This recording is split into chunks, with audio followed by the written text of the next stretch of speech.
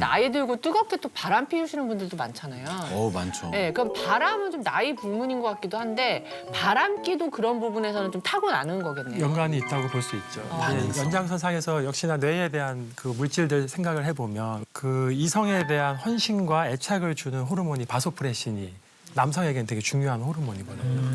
또 하나 이렇게 충동을 억제하는 호르몬도 있어요. 세로토닌이라고. 또 이것이 부족하면은 충동적으로 행동을 할 수 있기 때문에. 근데 누군가 그 호르몬이 양이 적거나 민감도가 낮다면 다양한 이성을 짧게 만나서 느껴지는 그 호감에만 집중을 하게 되겠죠. 그러면 아무래도 바람을 많이 핀다 이런 말이 있고. 그럼 바람을 피는 유전자가 있고 안 피는 유전자에 덜 대한 피는 요인도 유전자가 있습니다. 연구 결과를 보면 DRD4라는 유전자가 있대요.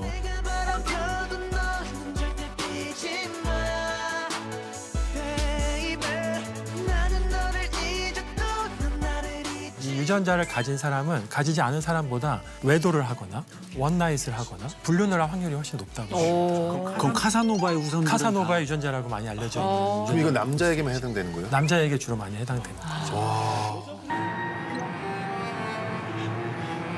사랑에 빠진 게 죄는 아니잖아.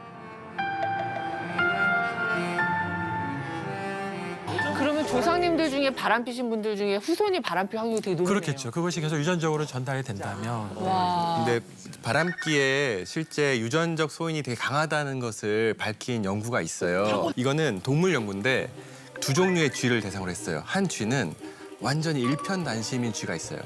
이렇게 사랑하는 상대를 만나면은 얘네들은 한 30시간에서 40시간 열정적인 짝짓기를 해요. 30시간이요? 부럽다.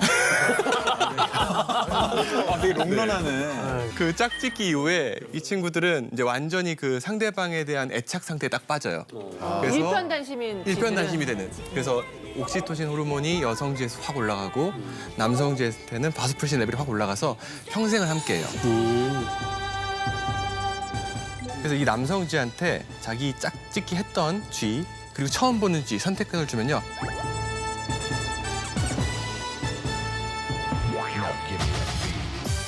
항상 짝짓기 했던 애를 선택합니다. 대관이 명관이다.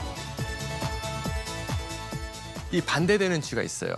그 몬타나 지역에 사는 이 쥐는 짝짓기 했던 안 했던 여성만 보이면은 그냥 오는 여자 안 맞고 가는 여자 안 붙잡고. 카사노바 쥐네요. 카사노바 쥐라고 할 수 있죠.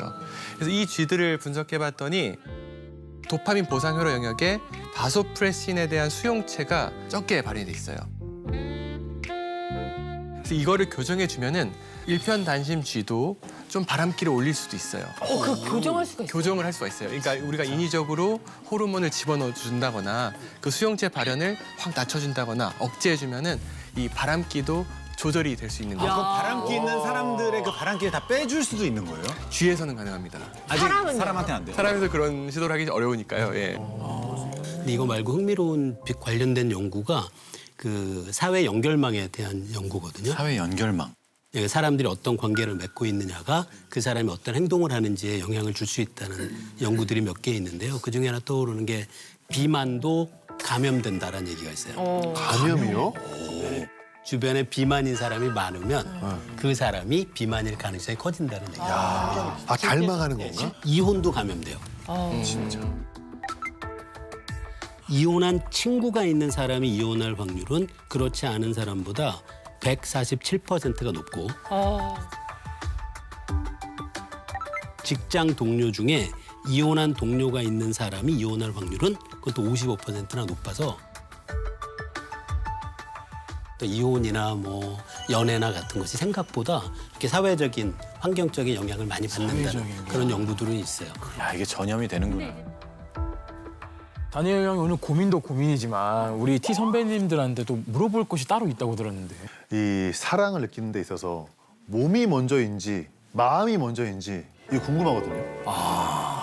몸이냐 마음이냐.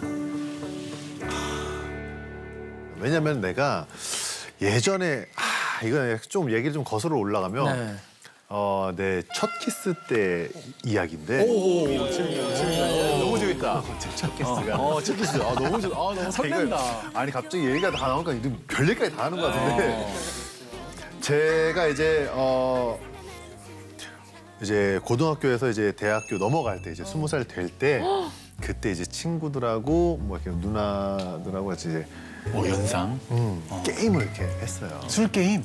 술을 먹으면서 뭐 베스킨라빈스 이제 뭐 이런 거? 미성년자에서 벗어나니까. 그렇지, 해야지.